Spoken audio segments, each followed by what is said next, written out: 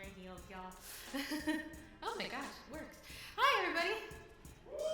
I'm Kat. This is actually my very first time speaking at a conference, so hooray. Yay.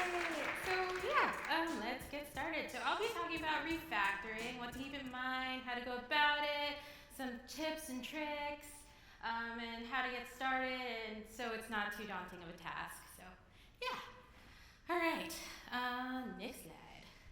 So, hi everybody, my name is Ballar. I'm sure y'all are kind of sick of seeing my face on social media and stuff, so I put a picture of my cat instead. So yeah. This is Flower, say hi. I'm a developer relations engineer at Storyblock, best team ever. And I'm a mommy to be. I am 8 weeks pregnant. Blame that guy over there. All right. So I wanted to get started with my developer journey. So my journey started in 2020. I went to a boot camp, a little boot camp called General Assembly in San Francisco. And mostly the focus was on creating projects for our portfolio. So 2 of those projects were in Vanilla.js. Today, the project that I want to focus on is my very first project, and it is called Killer Kao. And Kao in Japanese is face. These are actually like the predecessor to emojis, so let me just play this for y'all. It's a fighting game. It's you against the computer. The computer is the bear. It's cute, classic predecessor of emoji faces fighting for their lives, and it's essentially the engine is rock, paper, scissors. So let me just let it play out over here. Yay, you win! And then if you would like to play it, go ahead and scan this if you'd like. I'll give you a few moments too, if you want to play it while I'm speaking.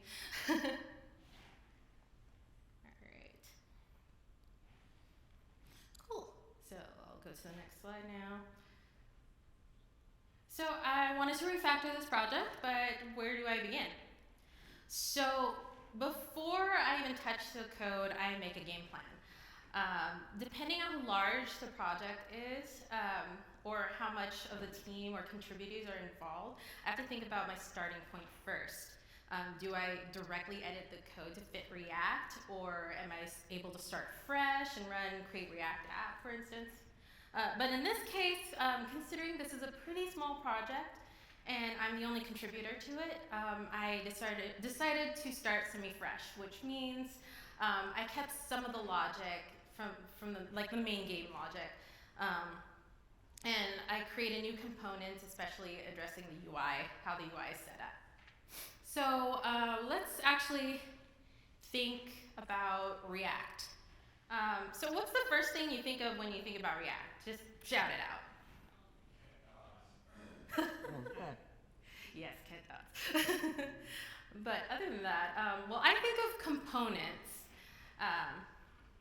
So, re-rendering. Yes, re-rendering. Actually, lots and lots of re-rendering. Thanks, Steve. Yes, so I think about components. I need to split this project into components so that it'll be organized and everything will be in the right place. So, as you can see from the front end of it, I have the header, we got the characters, health counter, and the buttons to control your moves. And even though you can't see it, the main game mechanic is a component itself. So, let's actually look at my vanilla JavaScript right now. It consists of 2 files, 653 lines of JavaScript, and 109 lines of HTML. But at least I sectioned it out. So I had an idea of the components already, even though I was pretty new at coding. I knew I needed to section everything out so that it could keep me sane. Let's see. So each of these little squares or quadrangles are a section of code, and I did cut off some of it, so it'll fit this section. So let's actually start refactoring now. Let's look at our layout again. As you can see, the layout is separated by three basic components: the header, the arena, where little characters go, and the controls. And let's go to the next slide. So on the left, we have a screenshot of all 109 lines of HTML, and on the right is the exact layout that I have. Is that same layout, but it's in React. It's a little bit easier to read. I think it's a little bit easier to read. Thank you, components. All right, so let's take a look how our header was transferred over to React. On the left, we have it within the main tag. We have the little title of the project, but as you can see, I wanted to add the verses right below. Here in the HTML, they are essentially separated. One is clearly the header and the header tag for writing code semantically, and the other is just, decorative text. However, with React, I can clearly define the section to be the component that I want, something that I consider the entire header component. So again, components keep things organized, they essentially keep me sane. So that's the UI part of it. So now let's move on to something a little bit more complicated, and that's where states and hooks come in. So a big part of React is data flow, how state is managed. And before we get started on our hooks, I wanted to go over what state is. So what's state? It's essentially the component's memory. What makes this different from a regular variable is that it's the way React recognizes it. This all has to do with React re-renders, how React re-renders your app after an event handler is fired. So regular variables, even let variables, do not change at all during these re-renders. So if you want a dynamic app, your component needs to remember its state, especially for when an interaction happens. For example, we have the state of a shopping cart. It starts out empty. And then we add the item to the cart, and then the cart now has the item. And no matter how many times we refresh, we better damn well see that item in that cart. So that component's new state better persist. So React renders these variables from scratch and does not consider any changes to them. Changes to local variables do not trigger re-renders. So React doesn't recognize the event as a render towards state. So this is where hooks come in. So here we go. Hooks, yay. I came into the industry just as hooks was coming out. I did learn about classes, and that was confusing as hell. So thank God for React hooks. They allow you to use features of the React library, like lifecycle methods, state, and context in full functional components without having to worry about rewriting it to a class. So hooks are essentially easier to read, typically made up of shorter components. So a few hooks that I've seen and recommend that you use and get started with in any case are use state, use context, use effect, and use reducer. And today I'm actually going to talk about two hooks that I use so far in this project. So let's get started with use state. So whenever the data changes, the component re-renders, and then the component needs to remember the state it's in.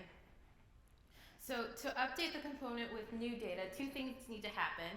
You need to keep the data in the memory, but also trigger React to render. So the use state hook has both of those things: the state variable to remember the data and what state it's in, and then the trigger function to update that data. So let me show you it sort of in action. So when refactoring my app, I wanted to test event listeners the React way. So I would think this was a perfect opportunity to use state. On the left, we have a ton of event listeners that trigger a couple of functions, like the button to check how many times the person clicked on strike, or let's see. Yeah, so it checks how many times you click on strike, and then it triggers the fight mechanic as well. So on the right, while refactoring this, I just wanted to experiment with use state. So on the right, I have the state of the attack. And well, there are a number of ways I could have done this, but I chose it to just have it post the type of attack the player chose for now. So that's how you kind of handle state plus an event listener. So it kind of replaces, not really replaces event listeners, but it kind of uses it that way. So I wanted to go over use context as well. But I wanted to go over what prop drilling is. So you can send props from one parent component down to the child components very, very easily. But as your components grow a little more complicated, the method would actually make performance suffer. So this is where use context comes in. It provides shared global values wrapped in context. So let me show you how I use this in the app. Step 1, I created context. So I created this context called fighter context, and that has information about both the player and the bear. Slide 2. I wrapped these components in app.js in our fight context provider, which passes down all the information about our fighters in each component. All right. And then I apply these values into this specific component, such as the arena, where my little fighters will appear. And this is where I apply the actual use context hook. Now, I don't really have a direct comparison to vanilla JavaScript here, but keep in mind this entire app was in like one file, so I could jump around and reference these different functions at any point, anywhere in that one file. So this is just how we can consume the component values in other components in React. All right, so now there's, of course, useEffect, which deals with lifecycle events, and then useRef that uses the value that doesn't need rendering, so unlike state. And then there's useReducer, which takes handling state to a whole new level, but I am still figuring out how to do these things. So, so there's a ton of pieces in this puzzle. So my main concern is, right now, is how do we get one component to talk to another component? And since our problem now is getting the control buttons connected to the pieces into Arena and connecting the entire fight logic into everything. So unfortunately, this is still a work in progress, so I don't currently have a finished product right now, just yet. Everything I want to do under the hood is a little bit more advanced and a little more complicated than I thought it would be. So I'm currently reaching out to fellow developers, friends out there, getting help refactoring this project. And I'm still learning the nuances and combinations I can do, especially with hooks. So where am I getting help and all this information? Mostly the React docs themselves at react.dev. So shout out to Rachel Neighbors and her team their team for putting together such an amazing, informative, and easy to read doc. If you need videos, A Shot of Code is a great YouTube channel. Mark Howard's videos are very informative and they're easy to follow along, especially as use context video. You can find them on YouTube at A Shot of Code, one word, no spaces. And then you mentioned Kent C. Dots. His course to help you get started with React is freaking amazing and definitely worth every penny. He's not only just a homie, but his videos are so engaging and easy to follow along as well. So find this course at epicreact.dev, and of course search engines are your friends, so use DuckDuckGo to find what you're looking for. All right, so I wanted to thank all of you for being here to witness my first talk ever. I'm so grateful to you all. I wanted to thank Justin Samuels, Bug Debugger, and Danny Thompson for getting me here on the stage at Render and for believing in me. And you can find me on Twitter at Ballar, LinkedIn as Kathleen Ballar with a C, and GitHub, so you can keep up with how this particular project is going at, Kat Carbonell, that's my maiden name, because what's consistency, y'all? And then I'm on Blue Sky, not as much anymore, at catball.ar. I don't have any invites, sorry. And yeah, well, thank you so much, everybody, for having me. Yeah, that's all I got.